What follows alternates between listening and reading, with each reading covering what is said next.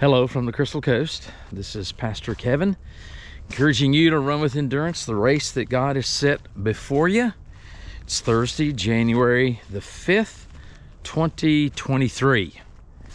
Just trying to get in the habit of saying that new year. I was thinking this week about one of the things our grandkids do at the dinner table each night. They go around the table and they take an opportunity to share their high and their low from that day, what they like the most about that day, and then what they like the least about that day.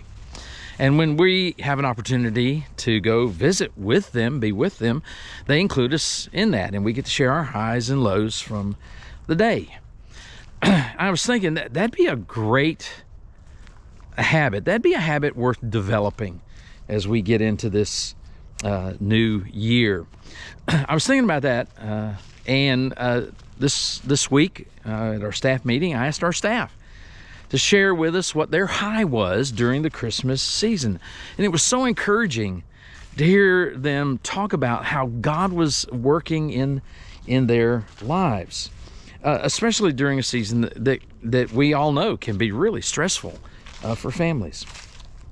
I don't know how your Christmas went, but I do know that it's often right after these wonderful high experiences that we have in life that we can experience a real low, that we can really just fall all over ourselves. I think that's what's going on in the life of Noah. After God preserved he and his family through the flood, here's what the Bible says in Genesis chapter 9. Noah began to be a man of the soil, and he planted a vineyard. He drank of the wine, and he became drunk and lay uncovered in his tent. Now, there are a lot of different opinions about what took place during that particular incident in the Bible, and whatever it was, it's pretty clear it wasn't good. Whatever it was, it wasn't good. And so I was just thinking about that, and so here's my encouragement to you, especially if you had just been in a season where you've experienced these wonderful highs during the Christmas season. And the first one is this: make sure in those times that you pay close attention to your heart. Just keep a close gauge on how you're thinking and how you're feeling and what's going on, the direction of your heart. And then right on the heels of that, make sure that you just stay humble. We have this tendency when things are going great, or we've had this wonderful success, of starting to think we're all that, and we get a little puffed up with pride.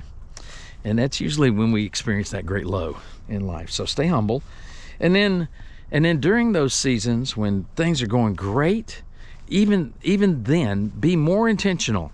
Be even more intentional about seeking the Lord. So here's my prayer for us this day, and it's that we wouldn't stumble in our devotion to Jesus, even after those times when we've experienced these great successes in life. So my question of the day for you today would be this: what was your high during the Christmas season? What was something that as you think back on it, you are just so grateful to God for that experience?